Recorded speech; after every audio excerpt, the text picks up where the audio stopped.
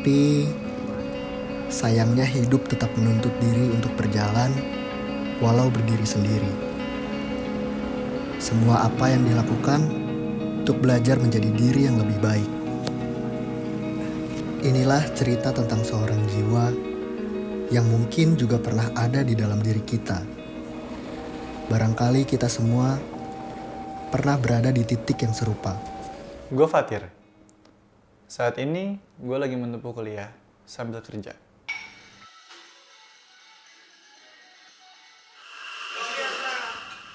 Di kota ini, gue cuma jadi satu titik kecil di antara ribuan orang yang sibuk ngejar sesuatu.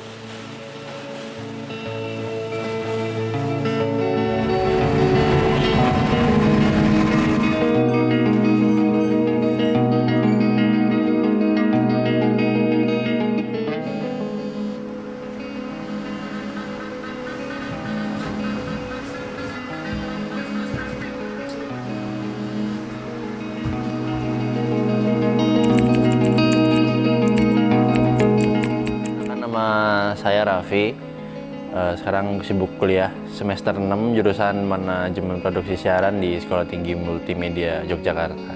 Nah saat itu kita lagi ngomongin mau bikin film apa ya gitu. Awalnya kita mau bikin film yang tentang tradisi karena ada kompetisi yang berbau budaya gitulah pokoknya. Dan saat itu kita belum dapat produser sama sekali. Nah di saat itu juga Fatir menunjukkan sikap yang menurut kita ini adalah gebrakan yang wah gokil sih. Dengan kepedeannya dia, dengan banyak hal yang diomongin secara strategis kayak oh ini gini-gini aja, wah gini-gini aja bos gitu. Alah tak mana izinnya dan lain-lain gitu. Udah lu aja produser mau nggak gitu. Jangan bos jangan. Masih malu-malu lah. Sampai besoknya dia mulai ACC jadi produser. Nah saat itu juga mulai ngobrol, mulai bikin timeline dan lain-lainnya, tak. Akhirnya ya sampailah dari situ banyak dramanya lah intinya. Ini pakai apa mbak namanya? Kopi, bikinin yang kental ya.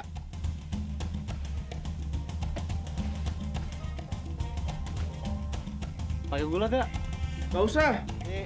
Pakai santai. Gue di sini seringnya tuh kalau misal ke atas rel kereta, itu kalau ada kondisi malam, emang enak sih soalnya kayak tenang gitu ngeliatnya.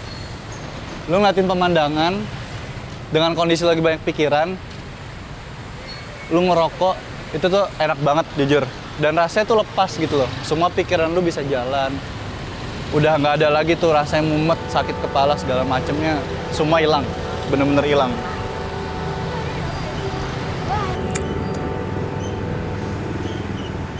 Mumet sih waktu pas ngelihat nominal kan yang belum dibayar 4 sekian. Wah, anjing juga sih sebenarnya sih. Nggak dibayar ya gimana, nggak akan mungkin juga kalau semisal minta tagihan lagi ke anak-anak. Itu udah nggak mungkin banget. Nggak akan mau juga gitu.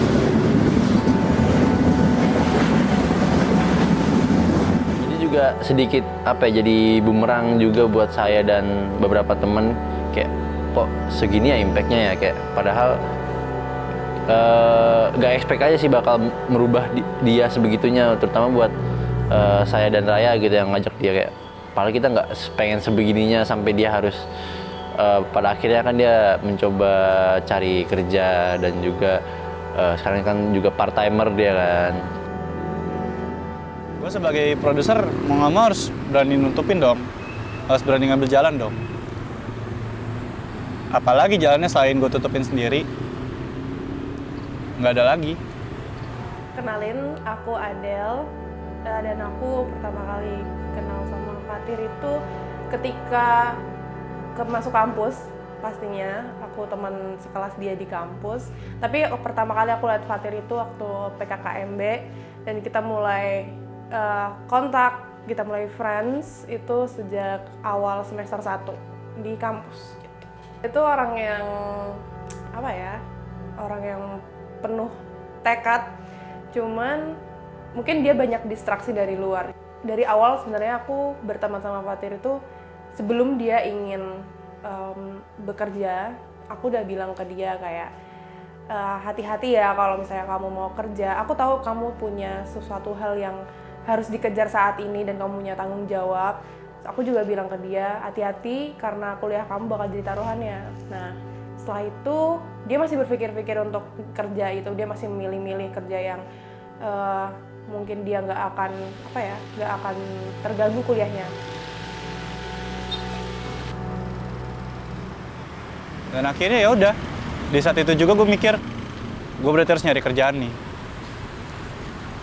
Dan kenapa ngambil barista?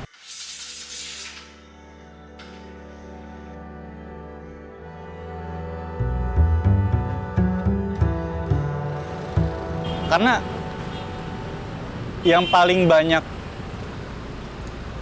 bisa diambil kerjaannya cuma barista doang. Bahkan gue kemarin pas selesai dari syutingan itu, gue masih di daerah asal gue sampai nge-Shopee driver gue. Dan alhamdulillahnya masih bisa kecicil tuh waktu itu. Cepet, 100, kayak gitu terus. Dia mau nanggung semua sendiri itu rasanya juga, ya itu sikap kesatria dia lah ibaratnya, sikap bertanggung jawabnya dia. Kadang gue ngerasa jadi kayak bayangan yang numpang lewat di jalanan yang ramai.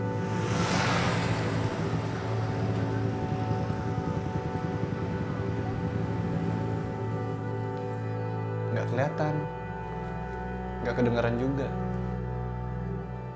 Tapi ya gimana, harus tetap kuat gua. Nggak ada plan lain coy, selain gua harus terus jalan.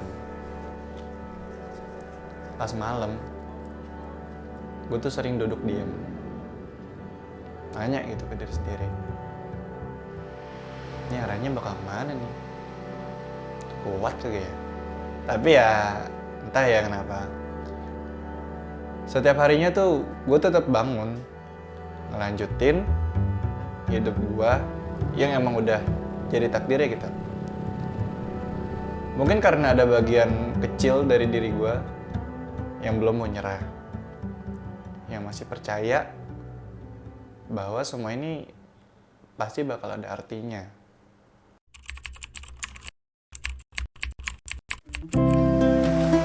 Itu. Ini kawasan.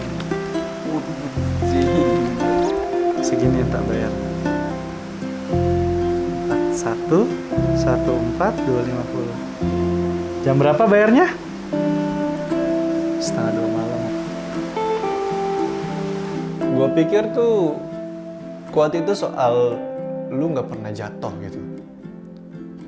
Tapi ternyata kuat tuh malah soal lu tuh berani ngaku kalau lu pernah jatuh dan tetap mau bangkit gitu. Meskipun bangkitnya lu pelan-pelan.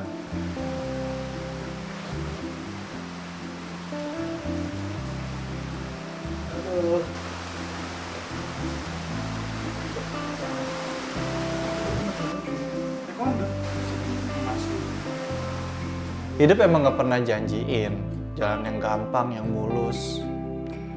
Tapi gue juga gak mau berhenti gitu. Cuman karena jalannya kerasa berat.